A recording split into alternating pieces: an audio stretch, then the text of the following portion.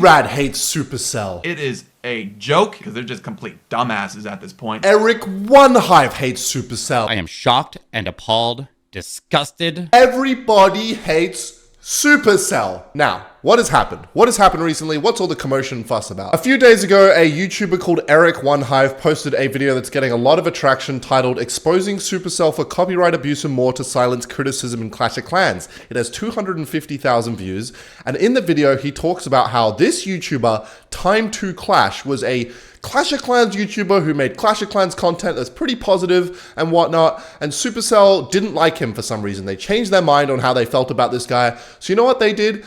They copy striked his channel. Now, if you don't know what a copy strike means, it's different to a copyright claim. I get copyright claimed all the time. It's great. It's basically when someone else tries to claim your revenue on your video, so you make no money through ads and they take all the money. Copyright strike is way worse. Copyright strike, you can only have 3 copyright strikes on your channel, and then your channel gets deleted permanently. So what's happened here is that Supercell have decided we don't like this geezer anymore, so they've copy-striked hundreds of videos on his channel under the basis that he just is using Clash of Clans content. So they're basically saying, hey, you're playing Clash of Clans? That's our game. We don't like you. You're playing our game. We're going to copyright strike your channel down. So what happened was this dude's channel got deleted because of it. And so what this guy, Eric, looking sexy in the corner down here, is doing is he's shielding his channel from being terminated by Supercell. He's not showing any Clash of Clans because that's the only way they're copy striking, right? They're taking channels down because they're using Clash of Clans content. And this could happen to me as well. I've uploaded Clash Royale videos, 1 or 2 here or there. I could just be deleted. All they have to do is claim 3 videos and I could be deleted for copyright. Fucking copyright. It's got nothing to do with, like, even if they think I'm the worst piece of shit, or even this Time2Clash guy, worst piece of shit in the world, they still have no basis to copyright strike. Technically, I guess they do, but at the same time, that's bullshit. That makes no sense. So that was the first case. And this Time2Clash guy was ruined by Supercell. They went after him, man. You can see they targeted they went into his Discord. Look at these dates on these posts, 217 days, 179, like random dates on posts. They took down his entire Discord, they attacked his Twitter, and they basically erased him from the internet for apparently saying something critical against Clash of Clans that they weren't too fond of. And so this brings us to why Clash with Eric One Hive has made this video. He's made this video because now Supercell has turned their gaze to him because he was critical about one of the updates that Clash of Clans had recently. So what he says in this video is that there's this Town Hall 16 update that came out in Clash of Clans, and it's apparently more pay to win. Obviously, it's Supercell. And you can see these items, this hero equipment they've added to the game. Very pay-to-win feature, apparently. If you want to play this game on like an esports level, you need the hero equipment or you're going to get absolutely murked, is basically what he's saying in this video. So he basically talks about in a video being critical of that yeah, this equipment is pay-to-win and it's not great and it's not maybe the best thing for Clash of Clans esports, but there is this hard mode that Supercell's added, which makes things better for Clash of Clans esports because the more higher level players can play the hard mode version of the game. So he wasn't completely critical, according to him. He said that there's a hard mode and that's great, and the hero equipment is pay to win. And so he talks about this, and you know what Supercell do? They end up kicking him from casting. They end up kicking him as a Clash of Clans caster because apparently he was casting the World Finals before this. He was an official caster. He went to Finland and he casted the Clash of Clans World Final. So they didn't like his opinion on this. So they took his position as a caster away completely. Gone. Deleted. Now, he isn't the only caster. You can see this bloke on the right. CarbonFin is another Clash of Clans content creator. He has also been critical of the update. He has said the same things. He's made a critical video talking about it, along with this other guy, Itsu, who is apparently defending Supercell for these antics. You can see here meta equipments and pay-to-win state of the game. So he's been critical as well. But for some reason, Eric is the one who's being targeted, I guess because they don't like him, or they've just decided he's the one that needs to be targeted. So they're still both casters. He's not anymore. And I think one of the reasons why that's happened is what he's brought up in this video. This is a separate thing that's happened.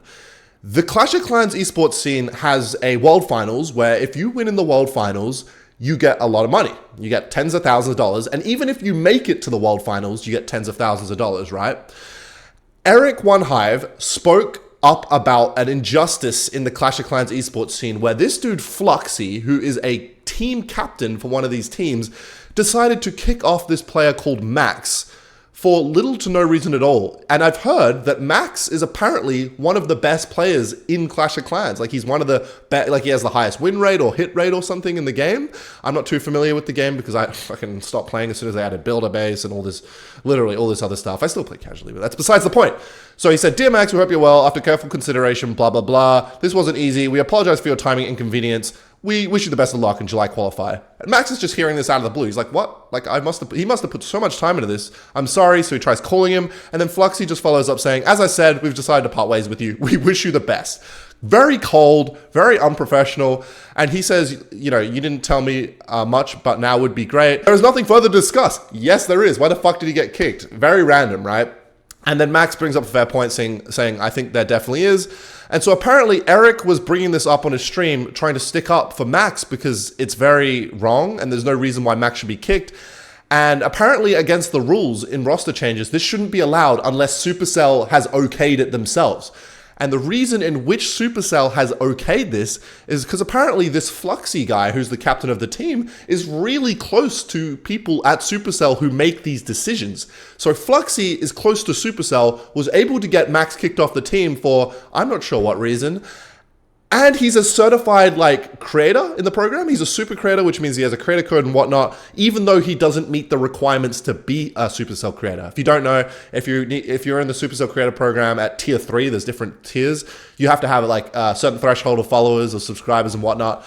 Big Flux over here, he's weaseled his way in without doing that. And not only that, he's the captain of this team, and he's managed to get other people kicked off the team. In the video, he goes on and talks about how to do a proper roster change in a more professional manner. And so he brings this up, and Eric is no longer in the program because of all of this. Being critical, talking about this thing, they got rid of his creator code, and it's gone. He's actively talking about it on Twitter.